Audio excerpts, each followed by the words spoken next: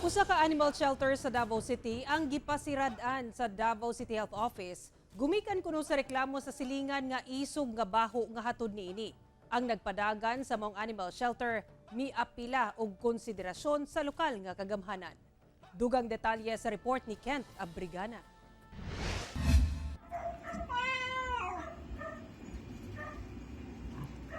Kini si Axel, usa ka aspin nga iro gikan Davao City. Marisa na kini og lakaw, human maligsan og sakyanan sa Dakudaw, Davao City.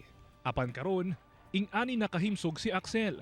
Naayon ang iyang mga samad ug makadagandagan usab kini susama sa ubang iro pinaagi sa iyang wheelchair. Usa lang si Axel sa gatusan ka iro nga hatagan og ikaduhang kinabuhi, human ma-rescue sa Happy Animals Club sa Davao City. Among ginabuhat diri is mag-rescue. Then, pagkahuman sa rescue is mag-rehabilitate, magtambal mi sa ila, magpakaon og daghan. Hantod sa maging healthy sila, and then after ko healthy na sila, kay amo na silang ikapon og lagit.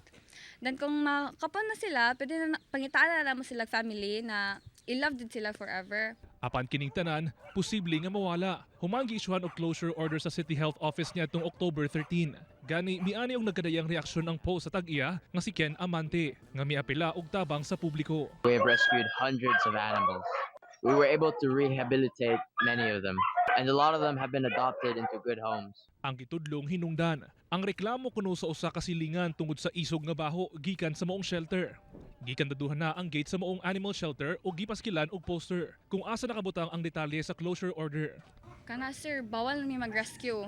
Kana number pinakasakit na part dila na mi pwede maka-rescue. Karon kay grabe daghan jud kay mig rescue request.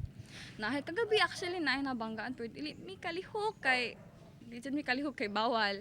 Then dili pud may makapangitag family, di mi ka adoptions. Gisulayan sa GMA Regional TV nga makahinabi ang reklamante apan sarado ang balay niini. Sumala sa ubang silingan sa maong shelter. Aduna sila masimhot nga kusog nga baho gikan sa animal shelter. Ilabi na kumukusog ang ulan. Sometimes nadyo amoy samot nagkanang ting-ulan or init. Sa pakikinabi sa GMA Regional TV 1 Mindanao, kang City Health Office OIC Dr. Thomas Ababon, nagdubili na kini nga muhatag og pahayag kalabot sa ilang gi-issue nga closure order. Wala, no comment sa Jugor.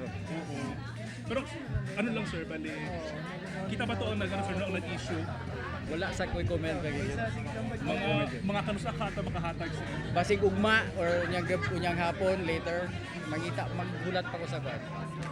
Pero so far sir, may mga meetings na ba to sir? Yeah.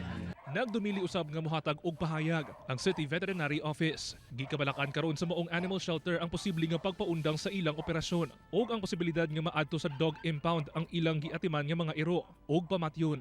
Then gitagaan mig letter siya, ma'am, kana kung maabot ni siya sa pinaka high officer is kana wala mi choice kundi i-confiscate tanan inyong hayop dire then idala sa dog pound. Kung sa dog pound sila like sir kay 72 hours biya patsun dayon sila. Kung dili nimo sila ma-claim tanan, patsun sa dito kung malapas og 72 hours. Kauban si Mel Colmenares sa kamera.